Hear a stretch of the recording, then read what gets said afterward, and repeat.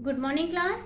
आज हम BSc first year की इनऑर्गेनिक केमिस्ट्री एटॉमिक स्ट्रक्चर का टॉपिक पढ़ेंगे, हाइजेनबर्ग अनसर्टेनिटी प्रिंसिपल।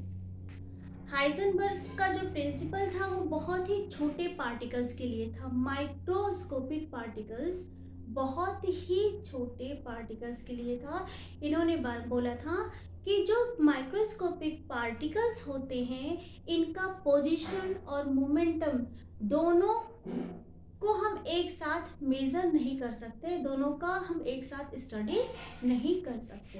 तो इन्होंने लिखा था it is impossible to measure simultaneous both the position and velocity, velocity को हम क्या बोलते हैं, momentum, of the microscopic particle with absolute accuracy और सर्टेनिटी।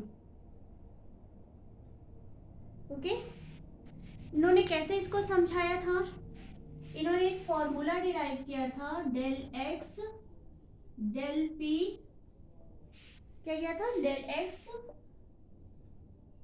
डॉट डेल पी, और ये ग्रेटर टू इक्वल, मतलब ग्रेटर भी था और इक्वल भी था, किसके था, ये h अपॉन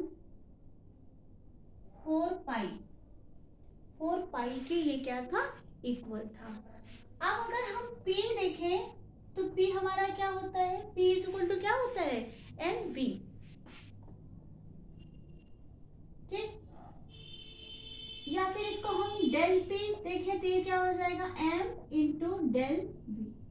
अब इस डेल P की वैल्यू को अगर हम यहाँ पे पुट करेंगे तो ये क्या हो जाएगा, डेल x, फिर यहाँ से क्या ले लेंगे हम, del V into m greater to equal than h upon 4 pi, और अगर इस m को हम इधर ले जाएंगे तो क्या हो जाएगा, del x into del V greater to equal क्या हो जाएगा, h अपॉन 4 पाई m।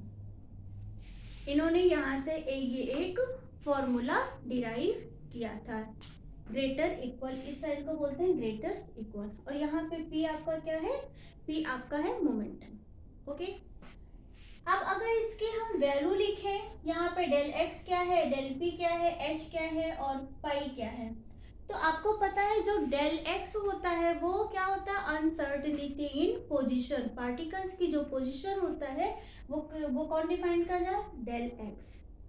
डेल P आपका क्या है, डेल P है अनसर्टेनिटी इन मोमेंटम, मोमेंटम में जो अनसर्टेनिटी आ रही है उसको हम किससे डिनोट कर रहे हैं, डेल P से। h क्या है, h आपका प्लैंक कांस्टेंट है, m आपका क्या है, मास ऑफ द पार्टिकल्स है। ओके, बाकी तो सारे क्लियर हो गए, पाई आपको पता ही है, 4 तो 4 ही होता है। अब इन्होंने इसको कैसे एक्सप्लेन किया था उसको समझते हैं।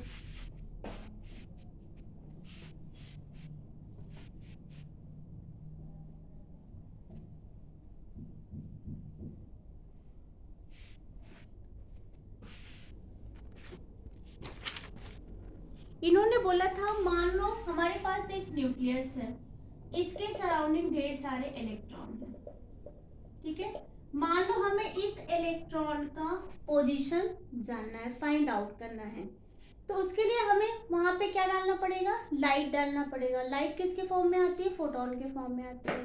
तो अगर यहाँ से लाइट स्ट्राइक हो रहा है तो इस लाइट की वेवलेंथ बड़ी होगी तो ये इससे आगे निकल जाएगा और हमें इस इलेक्ट्रॉन का एग्जैक्ट पोजीशन पता नहीं चलेगी। ठीक है, मान लो हम इसमें छोटी वेवलेंथ का लाइट डालें, तो जब हम छोटी वेवलेंथ का लाइट डालेंगे तो ये लाइट इस पार्टिकल पे पड़ेगी, और जैसे ही ये लाइट पार्टिकल पे पड़ेगी पार्टिकल बहुत तेजी स्पीड से टकरा के दूर भागेगा।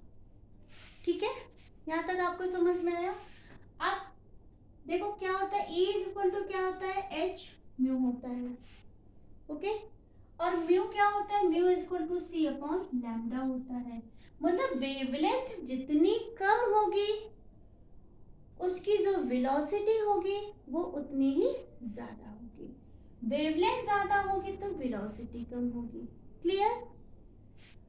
अब यहाँ पे अगर हमने शॉर्ट वेवलेंथ का फोटोन डाला तो पार्टिकल में जो मूवमेंट आएगा वो बहुत तेजी से आएगा, इतनी तेजी से आएगा कि इस इलेक्ट्रॉन का मोमेंटम, अब हमें पोजीशन तो पता चल जाएगा, जैसे ही हम इस पे फोटोन डालेंगे पोजीशन तो हमको पता चल जाएगा, लेकिन इसका मोमेंटम बहुत हाई हो जाएगा। तो यहाँ से हम इसका अब मोमेंटम पता नहीं, स्पीड हम इसकी पता नहीं कर सकते। तो यही था हाइजेनबर्ग अनसर्टेनिटी प्रिंसिपल कि किसी भी मूविंग पार्टिकल, जो पार्टिकल्स आपका मूव कर रहा है, उसकी पोजीशन और उसका मोमेंटम दोनों का एक साथ हम दोनों की स्टडी या एक साथ दोनों को आइडेंटिफाई नहीं कर सकते हैं कि इस पर्टिकुलर पोजीशन पे पर्टिकुलर इलेक्ट्रॉन का मोमेंटम क्या होगा। ओके, जैसे एग्जाम्पल से मैं आपको समझाती हूँ। जैसे ट्रेन है, ट्रेन पटरी पे मूव कर रही है। ट्रेन तो एक बहुत बड़ा पार्टिकल है, तो उसका तो हम पता कर सकते हैं, लेकिन थोड़े टाइम के लिए इमेजिन करो कि ट्रेन एक बहुत छोटा पार्टिकल है और वो बहुत तेजी से स्पीड कर रही है, तेजी से दौड़ रही है। तो ये पाथ है ट्रेन का, और ट्रेन बहुत स्पीड से दौड़ रही है। तो इस पोजीशन पे या इस पोजीशन पे ट्रेन की स्पीड क्या होगी, उसका मोमेंटम क्या होगा, हम फाइंड आउट नहीं कर सकते हैं। ये था आपका हाइजेनबर्ग अनसर्टेनिटी प्रिंसिपल। ठीक है, इसको एक और डायग्राम से समझते हैं। सपोज हमारा ये इलेक्ट्रॉन है, ठीक है, इलेक्ट्रॉन का पाथ कुछ इस तरह से है, ठीक, इलेक्ट्रॉन का पाथ कुछ इस तरह से है, ये इसका ओरिजिनल पाथ है। ठीक है, अब क्या है, जैसे ही हम यहाँ पे फोटोन डालेंगे तो इलेक्ट्रॉन की स्पीड बहुत हाई हो जाएगी। यहाँ से हमने बताया था ना, शॉर्ट वेव लेंथ अगर हम इसका फोटोन इस पे डालते हैं तो इसकी वेलोसिटी बहुत हाई हो जाएगी। अब इसका पाथ इधर और इधर ना होकर के सीधा चला जाता है। ठीक है, तो ये अपना पाथ क्या कर देता है, चेंज कर देता है। तो अगर हम फोटोन डाल के किसी इलेक्ट्रॉन की पोजीशन और उसके मोमेंटम की स्टडी करेंगे तो ये हमारे लिए पॉसिबल नहीं है। यही था Heisenberg uncertainty principle. I hope आपको समझ में आया होगा। Thank you.